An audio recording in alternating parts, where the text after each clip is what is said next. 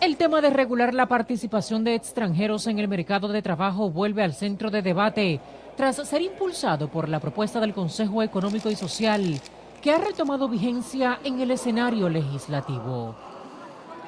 Entre los congresistas que avalan esta medida hay consenso sobre la urgencia de implementar sistemas que permitan registrar y gestionar adecuadamente a esta población laboral. La regularización es vital en estos tiempos. O sea, la mano de obra extranjera, el que diga que no, pues está cometiendo quizás diríamos hasta un ilícito, la necesitamos. Pero sí les solicitamos a los empresarios de hotelería y de todo tipo de empresarios que antes de tener un inmigrante aquí, sin regularización, que vayan a los estamentos, que vayan al departamento de migración. Había que regularizar la mano de obra extranjera. ¿Por cuál motivo? Bueno, porque hoy son pocos los dominicanos que tú encuentras que te puedan ir a trabajar, principalmente el área de agrícola y el área de construcción. Hoy coincidimos. Lo que necesitamos es, con la política de migración que tiene nuestro presidente, que se sigan regulando y que los haitianos, que son en su gran mayoría, tengan sus documentos, sus papeles, porque muchas veces hacen actos delictivos y tú no lo vas a encontrar nunca.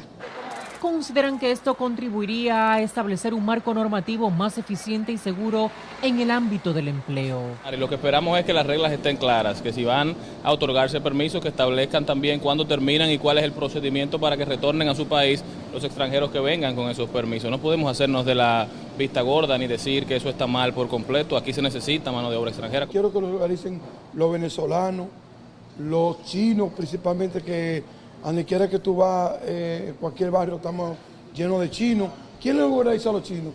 Salen a buscar haitianos en un negocio de chinos, pero esos chinos que están ahí, ¿tienen documentos?